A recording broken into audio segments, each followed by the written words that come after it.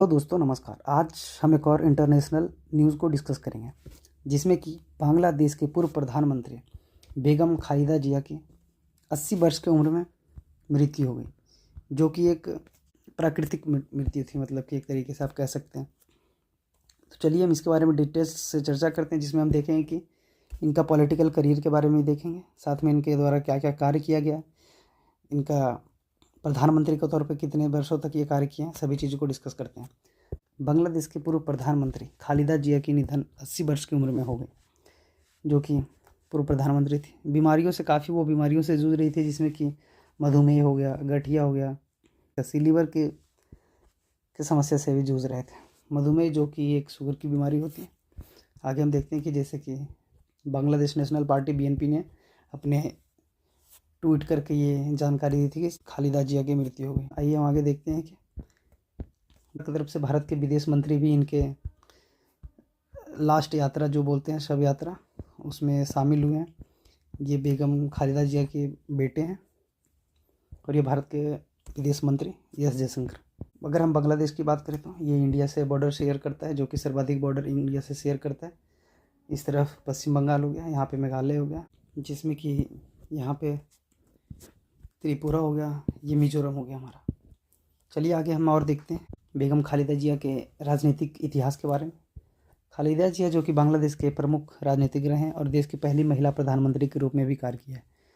उनका जीवन जो कि बहुत ही संघर्षपूर्ण रहा है, साथ में उन्हें सत्ता में विवादों में भी लगातार वो बने रहे, मतलब कि जब तक वो राजनीति के गलियारे में थे।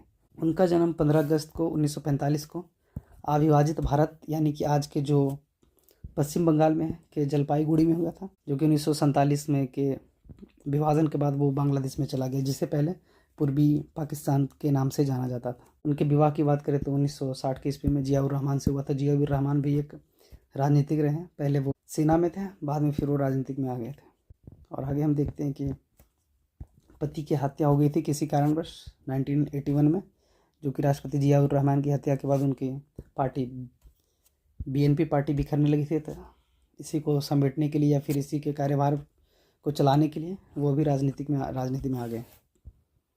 साथ में अगर हम देखें तो इनका बहुत बार भारत भी विजिट रहा है इनके प्रधानमंत्री के तौर पे। ये हमारे तत्कालीन भारत के प्रधानमंत्री माननीय श्री नरेंद्र मोदी जी हैं और ये खालिदा जी।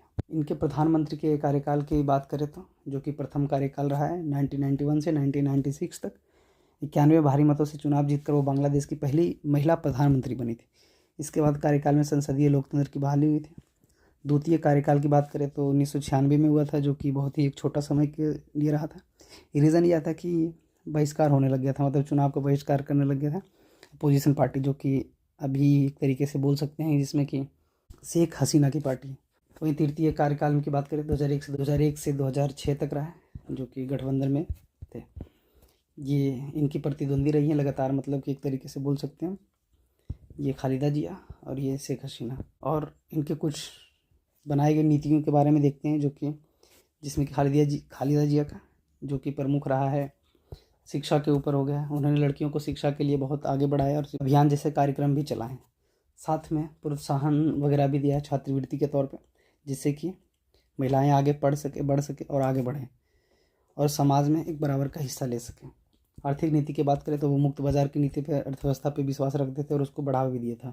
साथ में उन्होंने निजीकरण यानी कि प्राइवेट कंपनियों को भी बढ़ावा दे रहे थे लगातार तौर पर। संसदीय प्रणाली की बात करें तो उनका नेतृत्व बांग्लादेश में वापसी राष्ट्रपति शासन से भी संसदीय प्रणाली की ओर बढ़ा है। आगे हम चुनौतियां फिर विवादों की बात करें तो वो लगातार जब मतलब सत्ता के गलियारों में आए थे तब विवाद भी हुआ था। शेख हसीना उनके प्रमुख प्रतिद्वंदी के तौर पर कार्य किए, जो कि हाल ही में अभी मतलब फ़िलहाल कुछ किसी कारणवश वहाँ पर राजनीतिक उथल पुथल हो गया बांग्लादेश में।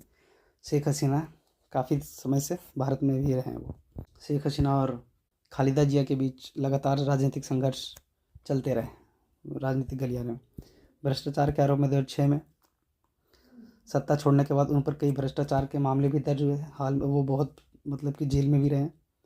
साथ में जिया अनाथालय ट्रस्ट जैसे भ्रष्टाचार मामले में सुनवाई की गई। वर्तमान में स्वास्थ्य कारणों से जेल से बाहर थे, लेकिन वो लगातार उनका तबीयत खराब चल रहा था, इस वजह से वो उनके साथ ऐसी समस्याएं और आखिरकार वो चले गए। अगर हम इनके इस पूरे कार्यकाल के निष्कर्ष की बात करें तो इन्हें देश नेत्री के नाम से भी जाना जाता था। जहाँ उनके समर्थक लोकतंत्र का रक्षक के रूप में मानते थे, वहीं विरोधी उन पर लगातार कट्टरपंथी और ताकत को बढ़ावा देने के लिए आरोप लगाते रहे। प्रमुख विरोधी शेख हसीना रही और ये खालिदा जिया। आशा करते हैं कि आप चीज़ों को समझ गए होंगे। बाकी मिलते हैं किसी और नए लेक्चर के साथ। तब तक के लिए थैंक यू। जय हिंद।